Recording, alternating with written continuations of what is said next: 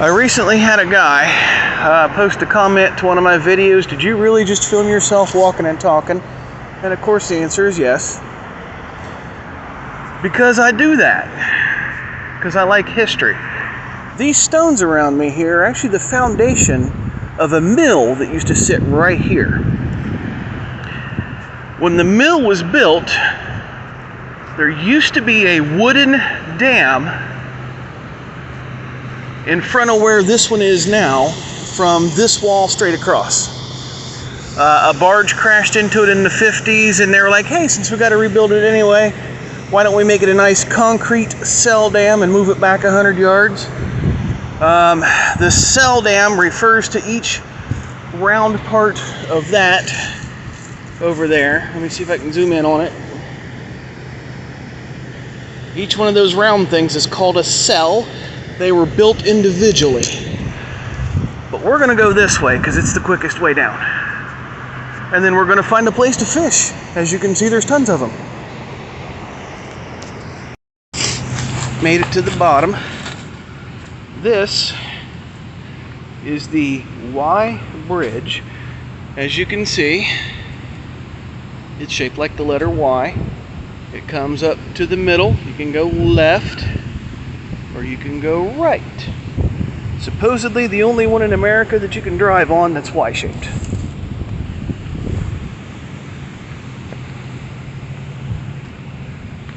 So we've got lots of fishing options though. There's somebody in the spot I wanted to go to. We're going to make this work, but you can see the power of that dam.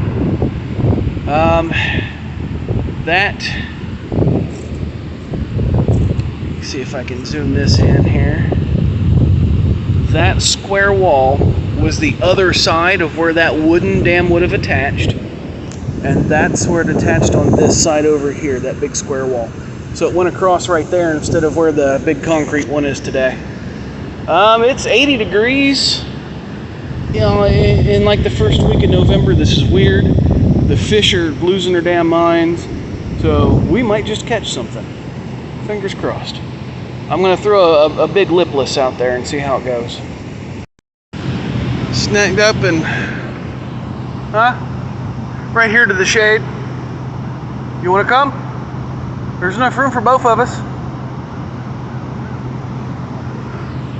I stacked up and lost my crank, my lipless crank there, so I'm going to throw on a little pencil bait here and give that a shot. Got me a nice little smiley on the pencil. I love these lures because they're versatile. I can use it as a jerk bait. I can reel it in, which is what I was just doing on that one. But let me get him off. I got him in the mouth and in the side. Poor guy. Looks like my buddy the smallmouth here, I don't know if you can see it, that line right there with teeth marks in it. So he was probably almost musky food at some point. Is he big enough to weigh? Yeah, I don't think I'm gonna waste time weighing him. I'm gonna say it's a pound. Bye-bye. All right, this floating minnow that I'm using, as you can see, it's a floater. It can be used as a jerk bait, which would basically be pulling it, letting it work.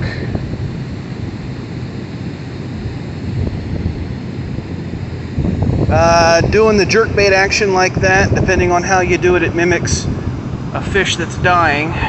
Or you can just reel this one straight. It gives action like that. Like I said, very versatile. The faster you reel, the deeper it dives, but it's got a small lip on it, so it's not going to dive more than 3 or 4 feet anyway. I'm still in the spot that I want to go to. I may voyage over there, even though it looks terribly shallow, here in a few minutes. But I'm going to cast a couple more here where I got that smallmouth. There's a active railroad track right above my head. And I like coming down here because you never know what you're going to find. And there's all of these. Just all over the place. I don't know what they're for. I don't know what they're from.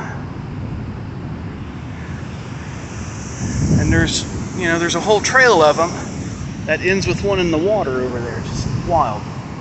Anyway, I'm still using minnow. I put on a all chrome one because I think it'll do better. And I'm going to cast it from here. Now, Kid said that there was somebody fishing down here. Let me see if I can spot him. Damn, that sun right in my face. I don't see him, so I think I'm okay. But I'm going to basically bring it right up along the side of this current here. Fingers crossed. We'll see how it goes. I lost the lipless. I lost that minnow that I was using. I'm going to try a blade. Now let me grab a holster of this thing. I want to talk to you for a second. A blade bait is just like it sounds. It's a blade, but you'll notice that there's holes up the back. The further back that you tie your line, the further down the nose dips. The bottom here is rocks and gravel. So I'm hoping with it being tied all the way on the back hole that it's going to go nose down like that and bounce off the rocks and stuff.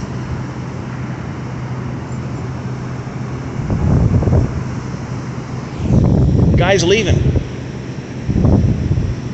Nope, not leaving. Just going to a different spot. Motherfucker. Sawed off son of a bitch. I'll come up there and I'll whoop their ass. No, I'm kidding. Anyway, I'm going to throw a blade in here and see if that attracts some attention.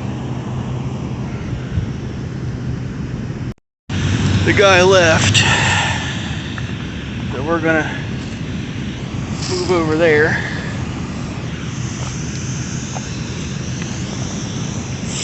Rocks.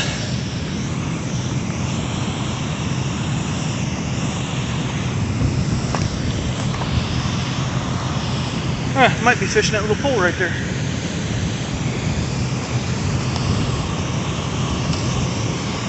Made it.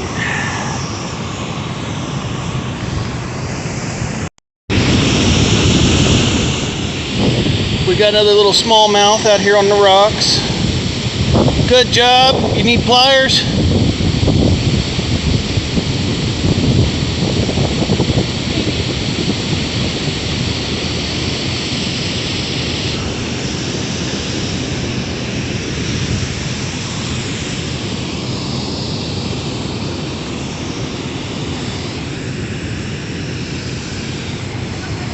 You got it? All right, let's take a look. Yep, definitely a little smallmouth. Oh no! Oh no! Tragedy!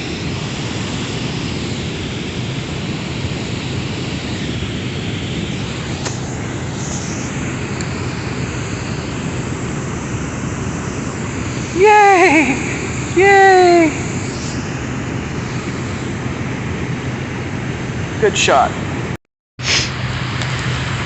That tunnel there had been the water inlet for when the mill sat on top. Big water wheel in there. They filled it all in, of course. You can't go in it. Coolness.